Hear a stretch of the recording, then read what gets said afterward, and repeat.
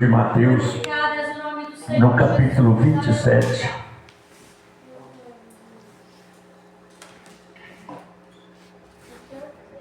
Mateus 27, no versículo 17. Abençoa, Deus. Louvado seja o nome do Senhor.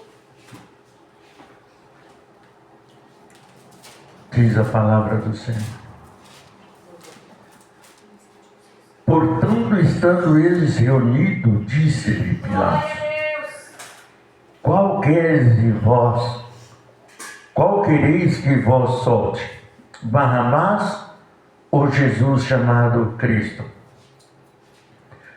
Porque sabia que por inveja os haviam entregado. E estando ele assentado no tribunal, sua mulher mandou-lhe dizer: não entre na questão desse justo, porque num sonho muito sofri por causa dele. Mas os príncipes dos sacerdotes, os anciões, prosseguiam a multidão que pedisse Barrabás e matasse Jesus. E respondendo o governador, disse-lhe: qual desses dois quereis vós que eu solte? E eles disseram: Barrabás. Disse-lhe Pilatos: Que farei então a Jesus chamado Cristo? Disseram-lhe todos: que sejas crucificado. O governador, porém, disse: mas que mal fez ele? E eles mais clamavam, dizendo: seja crucificado. Então Pilatos, vendo que nada aproveitava antes que o tumulto crescesse, também tomou água, lavou as suas mãos diante da multidão, dizendo: estou inocente do sangue deste justo, considerai isto. E respondendo todos, o povo disse: o seu sangue que caia sobre nós e sobre nossos filhos, nossa geração. Deus, abençoa a tua palavra e manifesta o teu Espírito Santo. Glorioso Deus eterno Pai, nesse momento eu quero interceder em favor de todas as pessoas que sofrem, que estão enfermas, que estão com problema, meu Pai, em qualquer parte desse universo, desse mundo, que o Senhor seja presente na vida de cada um dos seus filhos e que o Senhor traga cura, saúde, libertação, prosperidade, transformação de vida, em nome do Senhor. Amém? Amém. Podeis tomar seus assentos. Olha, irmão, hoje nós vemos por que o mundo sofre. Por que o povo sofre? Por que a maldição existe? A crucificação é um ato de maldição. Naquela época, quem era crucificado era considerado maldito. A crucificação, não a pessoa, mas o que era crucificado. O ato de crucificação seria maldito.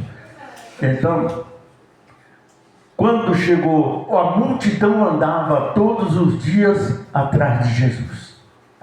Era milagres, era bênção, era prosperidade, todo tipo de milagre Jesus operou no meio do povo. E aonde Jesus estava, reunia grandes multidões. Só que, quando a maldição entra na vida das pessoas, o diabo também ele tem uma força de agir na vida daquelas pessoas menos entendidas e confundir a cabeça das pessoas. Quem crucificou Jesus? Ele foi só incentivado, o povo incentivaram, os sacerdotes, os Caifás, eles incentivaram a multidão a pedir a crucificação de Jesus. Aquele povo que andou o tempo todo atrás de Jesus foi o que estava lá no dia do julgamento pedindo a crucificação de Jesus. Inclusive até pessoas que foram curadas e receberam milagres através de Jesus.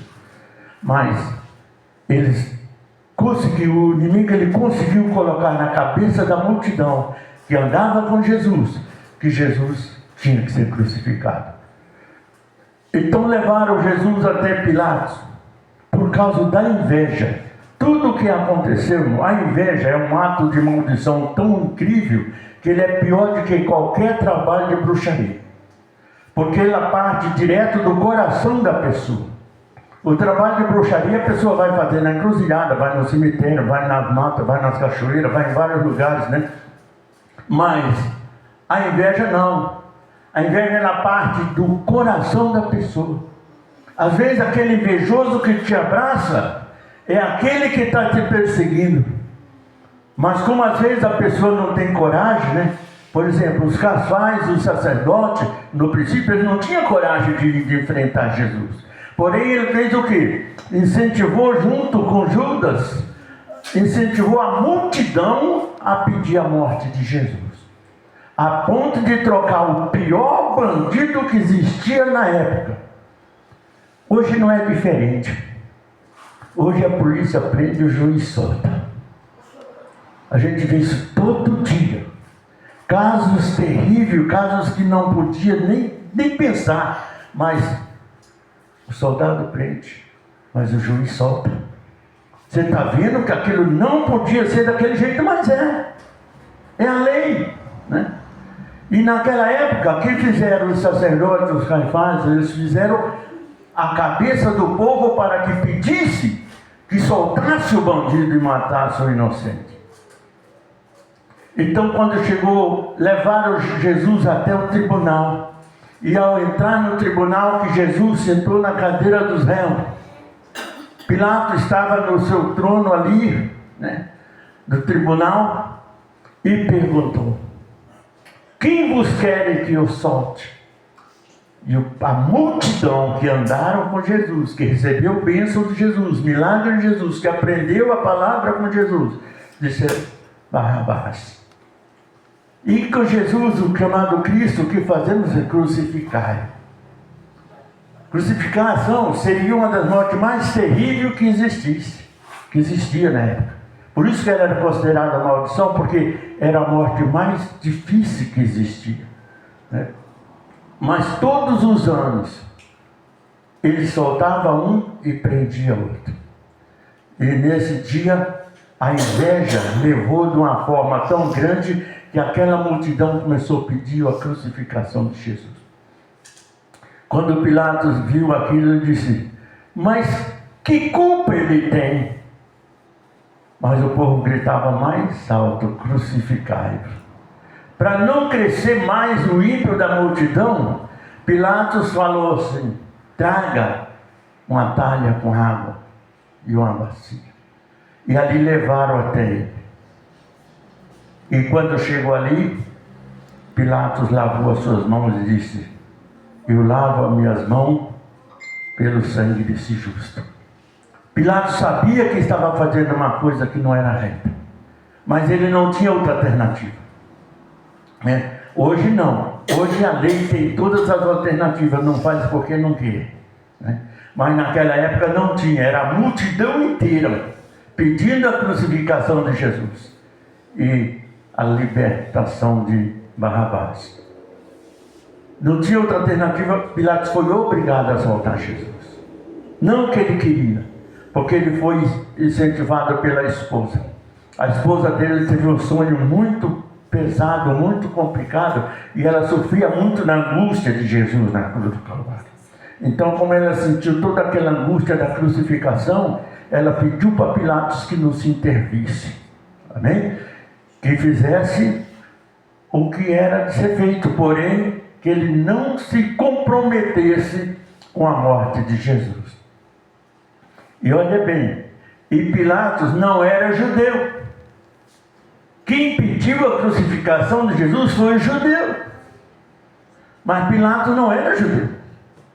Pilatos era italiano. Totalmente diferente, de outra nação. Ele era romano. Então, ele estava ali porque ele era o juiz. Ele tinha que fazer, ele tinha que fazer a sentença. E a sentença vai sempre pela maioria. E a maioria era quem? A multidão. E a multidão pediu clamou, exigiu, não é que pediu, exigiu. Se Pilatos não fizesse, criava um problema muito maior em Israel, muito maior em Jerusalém, que podia virar uma confusão terrível, maior ainda.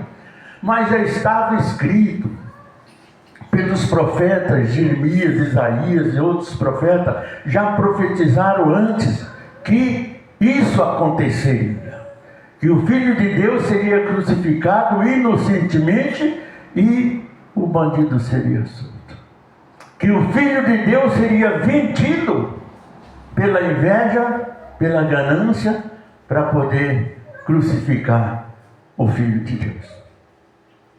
Quando eles pediram, Pilatos pediu, mas que mal fez ele?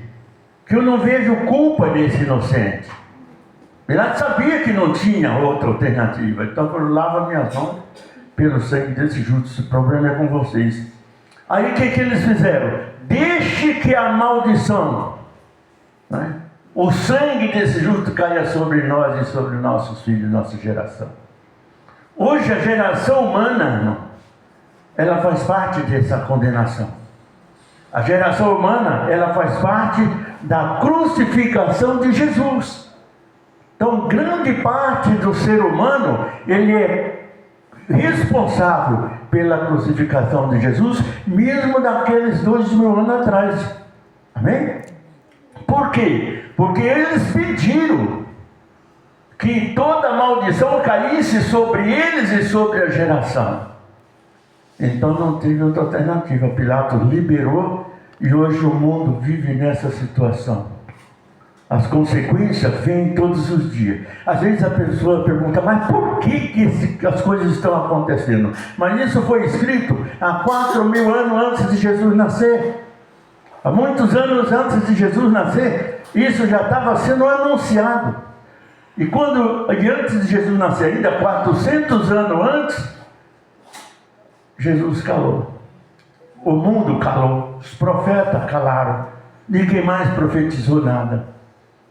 Depois dos 400 anos, só Jesus foi o único profeta. Pessoas que profetizaram por algumas vezes, mas não era profeta. Profeta verdadeiro mesmo era Jesus, no Novo Testamento. Hoje a gente vê aí a pessoa, não é que eu sou profeta, é coisa nenhuma, irmão. Essas coisas não existem. Se você ler o livro ali de Ezequiel, no capítulo 13, você vai ver o que Deus fala contra os profetas que profetizavam mentira, engano e essas coisas. E o que acontece hoje? A palavra profética é uma, e a profecia, o profeta é outra, irmão. Hoje não existe o profeta, existe a palavra profética, que Deus te dá, que Deus te ordena, que Deus determina a falar. Mas o profeta mesmo não existe. Porque olha bem, quando Elias era perseguido, por que Elias é considerado profeta do fogo? Porque 2 ou 3 vezes ele pediu fogo do céu e Deus mandou. Mas ele se olhava assim, se eu sou um servo do Senhor, se eu sou filho do Senhor, então o Senhor desce o fogo dos céus e consuma meus inimigos. E assim acontecia. Amém? E o profeta continuava, porque ele tinha uma missão para cumprir, né? O profeta no passado, ele tinha uma missão de conduzir um país, os reinos, todas as coisas. Não é como hoje, não. Hoje a pessoa vive profetizando abobrinha aí para todo lado, né? Falando coisa que Deus não falou, mentindo descaradamente, e muita gente vai na onda deles. Tem muitas pessoas que estão enchendo a casa só com mentira, com problema, com profecias mentirosas. Isso não vale a pena. Jesus dizia que adianta o homem ganhar o mundo inteiro e perder a sua alma. A única coisa de valor que nós temos aqui nesse mundo é a nossa alma. Glória a Deus. O próprio Jesus disse que a nossa alma vale mais que o mundo inteiro. Aleluia, Jesus. Olha quantas riquezas existem no mundo, irmão. Olha a briga que está com os petróleos lá para aqueles cantos, tudo é riqueza.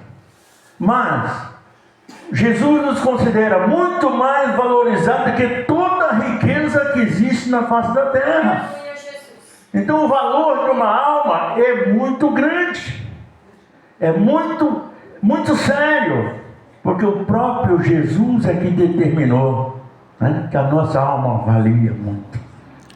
E o que muita gente faz com a sua própria alma? Entra pela mentira, pelos enganos, pelas profecias negativas, tudo mentirosa, e termina, às vezes, saindo da presença de Deus e perdendo a promessa que Deus tem para ele.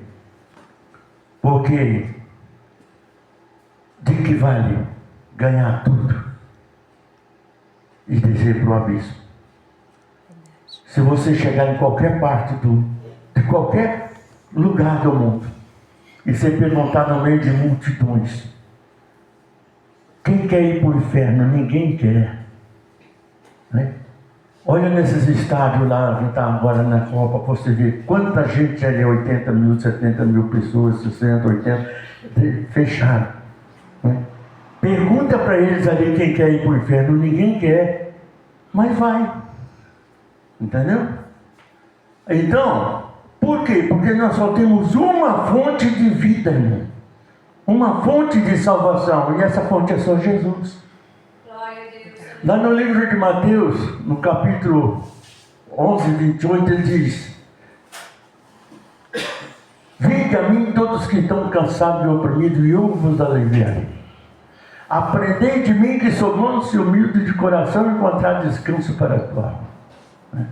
Porque toma de mim o meu fardo, que lhe é suave, e o meu fardo é leve. Amém? Então, quer dizer, nós temos que fazer o quê? Aprender com Jesus. Não com profecias mentirosas, irmão. Porque para enganar uma pessoa é fácil. O que tem de gente caindo nos golpes aí no celular e tudo quanto é coisa, tem ou não tem? Está assim, ó, de gente caindo no golpe todo dia, todo dia, todo dia. Essa noite passada mesmo abalaram muitas partes no Brasil aí, uma coisa maligna que apareceu na internet, né? Graças a Deus que no meu não veio nada disso, né? Mas abalou muita gente. Parou muitas coisas da internet, parou. Por quê? Porque era um alarme falso, um alarme mentiroso. Mas mexeu com muita gente. Amém? Principalmente com quem tem dinheiro. Quem tem muito. Abalou mais ainda, né? Mas o nosso propósito não é esse. O nosso propósito é observar o que Jesus disse aqui. Olha o que ele passou por nós. Para que Jesus se colocou numa situação dessa? Por que ele se entregou a si mesmo por aquela multidão que estava condenando? Aquela multidão que o tempo inteiro dependeu de Jesus, recebeu milagres extraordinários, mas agora mudou a situação, né? Então, quer dizer, muda as coisas, mas o povo continua, não, entrando e às vezes em barco furado. Então nós temos que entrar na presença de Deus e buscar aquilo que nós queremos. Às vezes a pessoa fala, mas eu queria ser rico. Riqueza é dom de Deus, irmão. Mas só nós temos que buscar. Quando Jesus disse, buscai primeiro o reino de Deus e a sua justiça. O que é o reino de Deus e a justiça? O reino de Deus é a glória. A justiça é a nossa fidelidade com o nosso irmão, com tudo que nós fizemos. A honestidade é ser sempre fiel e não agir com injustiça com ninguém. Por isso que Jesus diz, buscar primeiro o reino de Deus e a sua justiça. Porque Deus vai fazer justiça.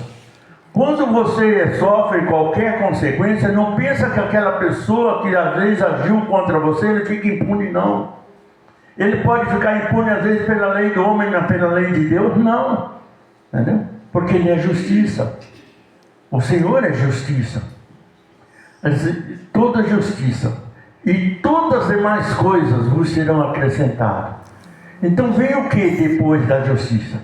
Vem prosperidade, vem a libertação, vem a cura, vem a salvação, vem o livramento, vem um monte de coisa depois disso, entendeu? Mas Como que Deus vai agir na nossa vida se nós formos desonestos?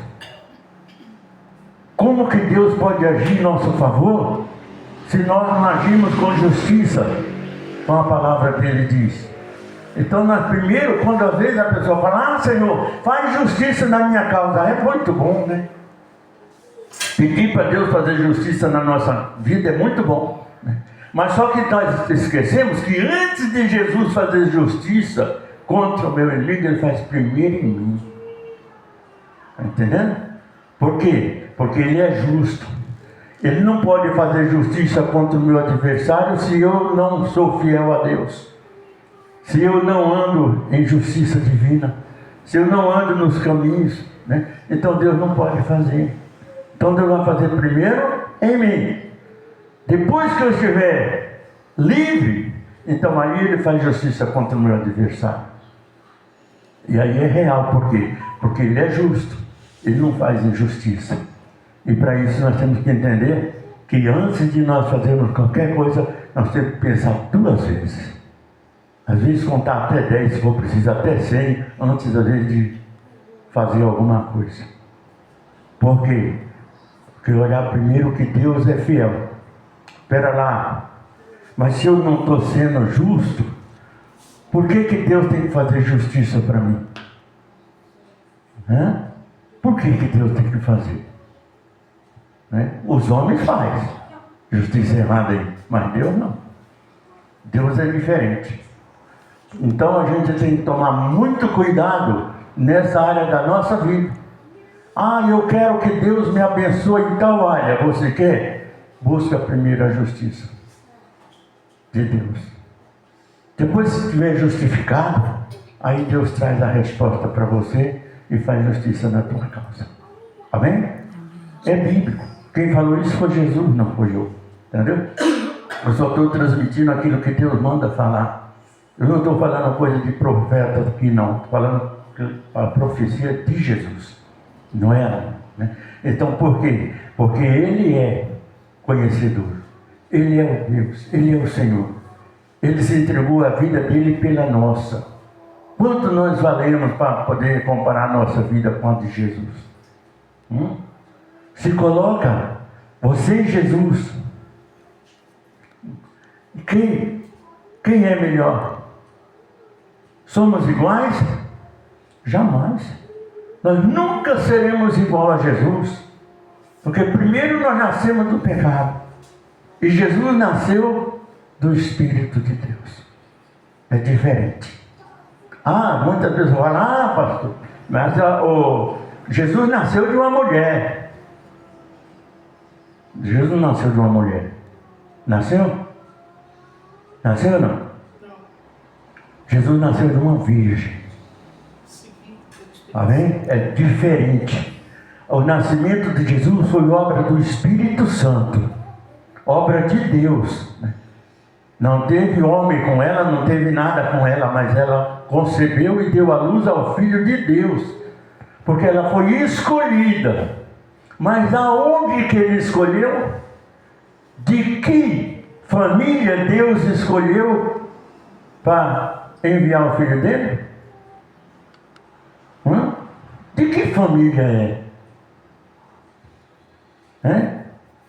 Da tribo de Davi. Da descendência de Davi.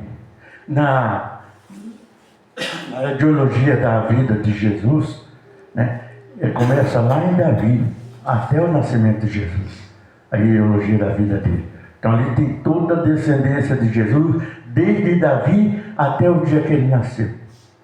É por isso que às vezes nós vemos contra muitas coisas na Bíblia, fala, mas Deus, Jesus não é pai? E por que ele fala filho de Davi?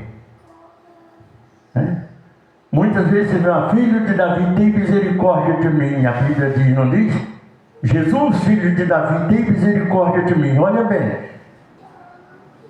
Se ele é filho de Deus, como foi de Davi? Porque ele é nascido da descendência, como homem da descendência de Davi. E daquela descendência para cá, foi quebrando todas as maldições. Então, na descendência de Jesus, de Davi, não existe maldição. Então tem que ser quebrada dentro da justiça divina, da justiça de Deus. Para que Deus possa fazer justiça em nossa causa e responder às nossas petições. Porque querer é uma coisa e ter direito é outra. É ou não é? Muita gente quer muita coisa, mas tem direito? Não. Agora, se você tem direito, você tem. Agora, o direito do reino do céu é nós que escolhemos. O direito de entrar na glória e viver com Jesus eternamente é nós que escolhemos. Às vezes a pessoa não presta atenção e fala, mas eu não preciso, eu já sou cristão. Pera lá, não é bem assim. As coisas são diferentes. Porque quando nós descemos as águas do batismo, nós nascemos para o Espírito. Amém? Quando nós nascemos da nossa mãe, nós nascemos para o mundo. Só que quando nós aprendemos os caminhos de Jesus, aí nós descemos. Agora nós nascemos para o Espírito de Deus. Então aí nós somos considerados filho legítimo de Deus. Está entendendo? Ah, pastor, mas todo mundo é filho de Deus. É? É ou não? Olha bem. Quando Adão nasceu, ele foi nascido ou foi criado?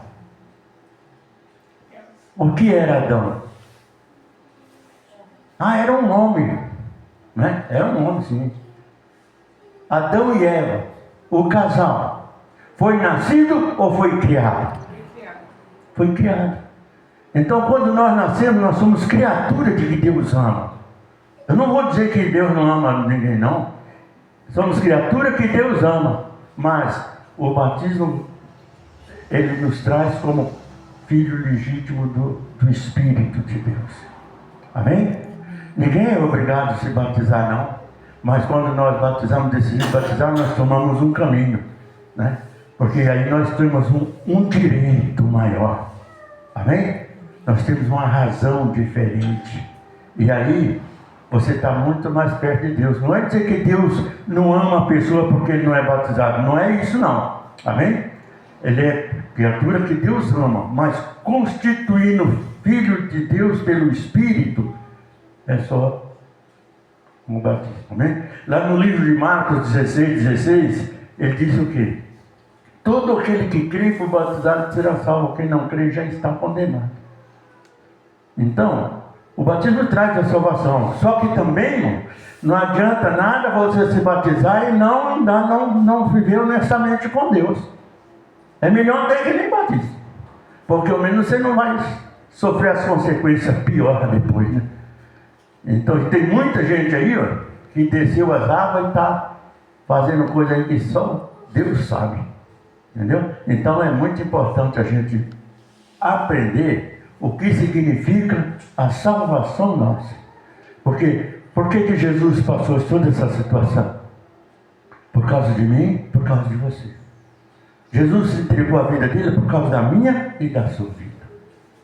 Agora, a escolha é nossa. Ninguém pode escolher. Tem pessoa que fala, se você não se batizar, você vai para o inferno. Espera aí. Não é bem assim. Entendeu? O batismo é um nascimento. Né? Lá no livro de João 3, Nicodemos era um príncipe do sacerdote. E ele foi ter com Jesus de noite. Então ele disse, bom mestre, bem sei que és filho de Deus, porque ninguém faz os milagres que tu faz se Deus não for contigo. Jesus disse, quem é bom? Bom é o Pai que está no céu. Né? Aí Jesus disse, quem não nascer da água do Espírito, não tem parte no reino dos céus. Aí ele falou, mas como posso eu, velho, voltar ao ventre da minha mãe e nascer? Ele disse, não. O que nasce da carne é carne, o que nasce do Espírito é Espírito. Amém? Então quando nós descemos as águas, nós nascemos do Espírito. Amém? Nós já nascemos em carne e somos lavados, remidos pelo Espírito Santo. Amém? É muito bom se a pessoa tomar parte assim, e buscar a Deus. Mas antes de tudo, Às vezes a pessoa fala, eu quero ser batizado, eu quero ser batizado. Aqui mesmo teve um casal que foi assim. Todo dia eu estava em casa, pastor, eu quero ser batizado, senhora, eu quero ser batizado, o que tem, papapá. Eu batizei, ele tomou ceia uma vez e desapareceu. E olha que a gente ajudou ele do que a gente pôde, né? Mas, quer dizer, a salvação é para quem escolhe. É uma escolha.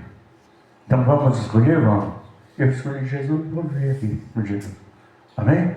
Para Deus poder nos abençoar. Ficamos em pé.